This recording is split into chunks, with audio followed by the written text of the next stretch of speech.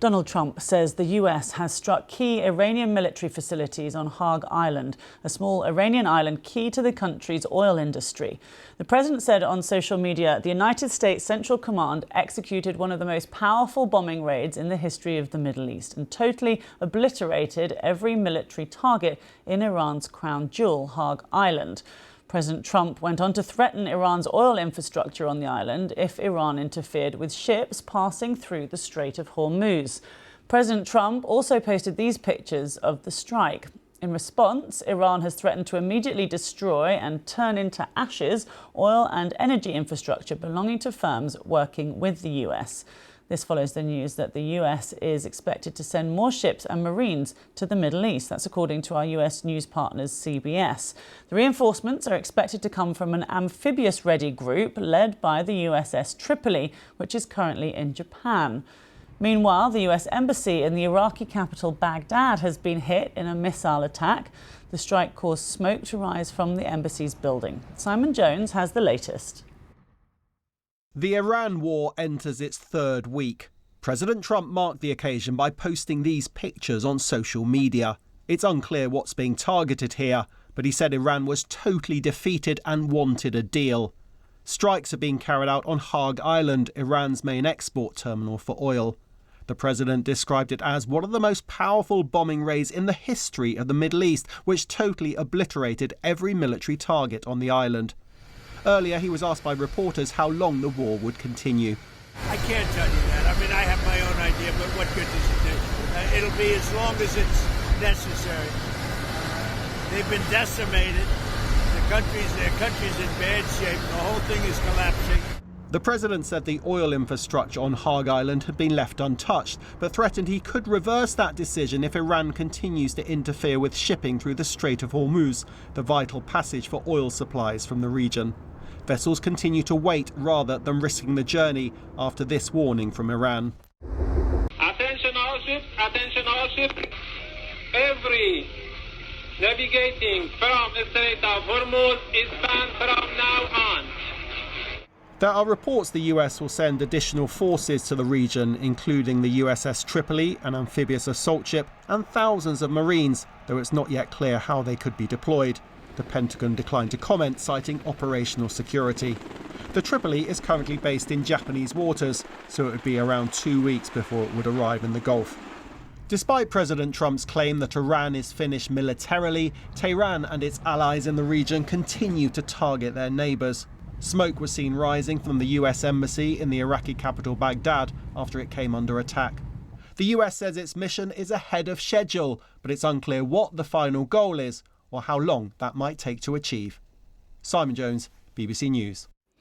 The Israeli military has issued an evacuation warning to individuals in an industrial area of the western Iranian city of Tabriz. The warning, published in Farsi on social media, was accompanied by a map outlining the designated zone. These images from earlier in the week are of an airstrike in the city.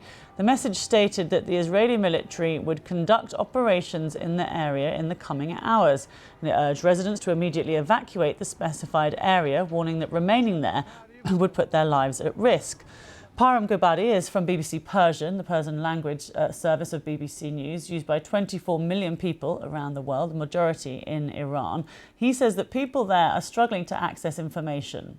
They are saying that the regime that has been, beating on the drums of war for over 5 decades, now it has shut down the internet, so they don't know where and how it's attacked, if their family members are safe or not.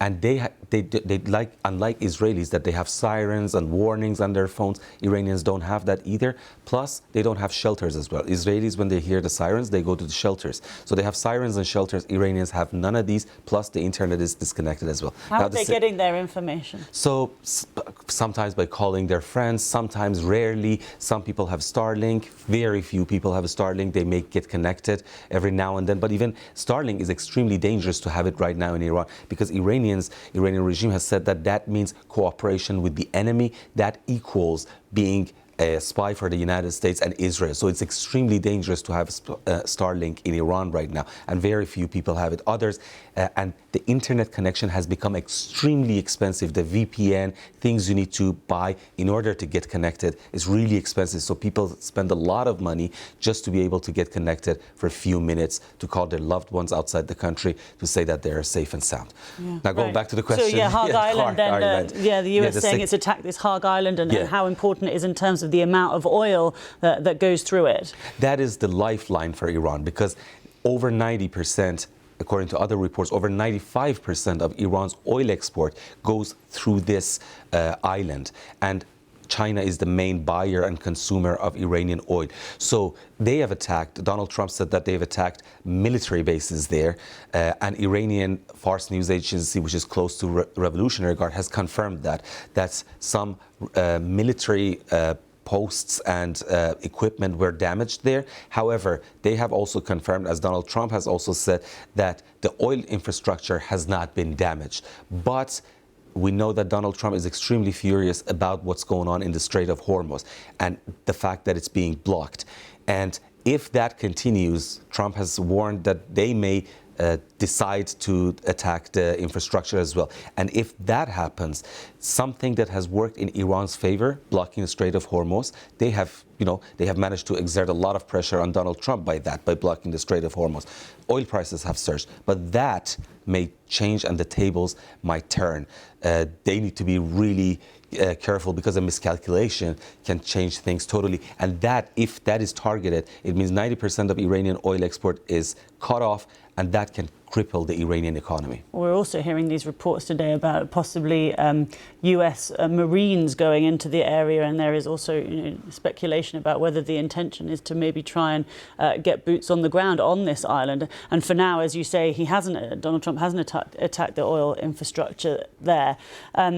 I suppose that I mentioned that also because this shows that this isn't ending anytime soon, is it? If the US is sending more warships and then possibly Marines, this is, there's no end in sight. You mentioned a very important point by saying that they might send the boots on the ground, because this is one of those, it's an air campaign. Well, Donald Trump and Benjamin Netanyahu, Israeli Prime Minister, have both said that they are seeking regime change, probably Israelis more than Americans. However, that's the goal. But can that be obtained by airstrikes only when you don't have boots on the ground?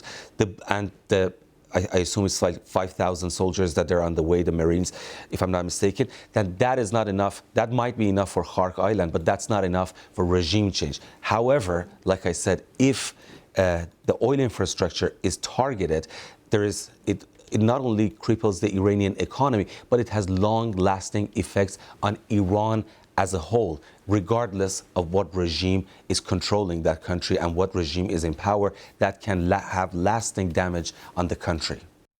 Thanks to Param Gabodi there from BBC Persian.